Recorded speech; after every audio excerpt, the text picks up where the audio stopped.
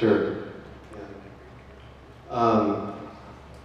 So as I said, it's a little bit more expensive, obviously, because it takes more care to look after memory care residents. Ours is called BTR, Bridge to Rediscovery.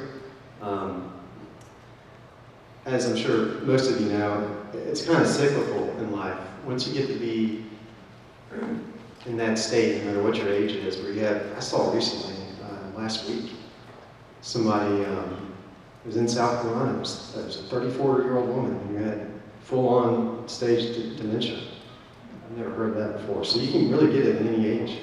But it's cyclical. You think like a kid again, and you act like one again. So our Bridge to Rediscovery, Bridge to Rediscovery program is centered around and focused around just finding yourself again. And we have what's called a Montessori program, where we incorporate all of our activities are based around, not all, but within the Montessori program of it, are essentially like if you're in grade school.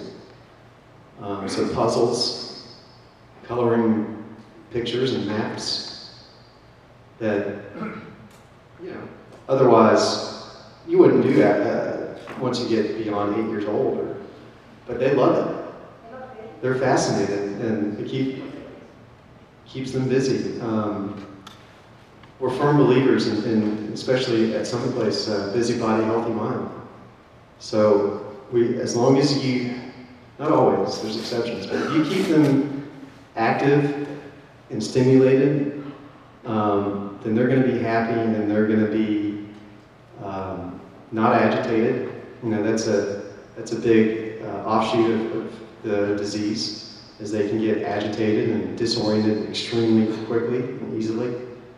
And it mainly happens when they're not doing anything.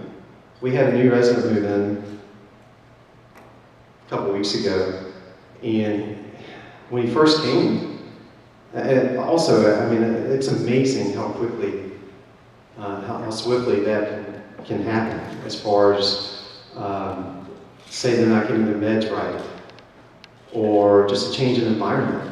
Within a day, they can be having a pretty coherent, logical conversation with you, and then 24 hours later, it's like talking to somebody that, is off in space, like talking to a 2-year-old. So we had somebody come a couple weeks ago, and when I picked him up, I went to pick him up with my activities director, Hilton Head. And man, this guy has a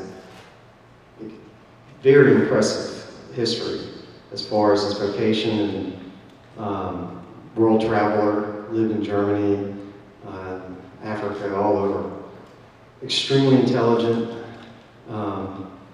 wrote, I think, 5 books, 5 novels.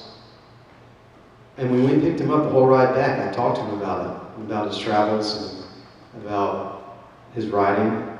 And it was like talking to y'all. I had no idea that he had some kind of mental deficiency. And we get back, and he sits down, he gets back perfectly at lunchtime with the other residents in the assisted living side. And he sits down with our resident ambassador, and has a perfect, they sat for I think an hour. I was really excited. I thought they were going to hit it off just because it's a female and he's a male. And they sat for an hour after lunch and just talked about stuff, and it was perfect. Within 24 hours, for whatever reason, I think it was mainly at the time the change in environment. But also, on the forefront, we do what's called assessment. We always have to go assess somebody before they come in and we can admit them. And really, it's limited, 30, 45 minutes with them. So I'm sure he did the same with our nurse who went to assess him. And put on I wouldn't call it a show, but it was really good for the assessment. So we thought he was more appropriate for our assisted living side. So he gets there and, like I said, did all that, and a day later, totally different person. So we had to move him to our memory care side, the Bridge to Rediscovery side. But my point is, he's been real agitated lately, off and on. He'll be 22 hours of the day perfectly compliant and easy and happy.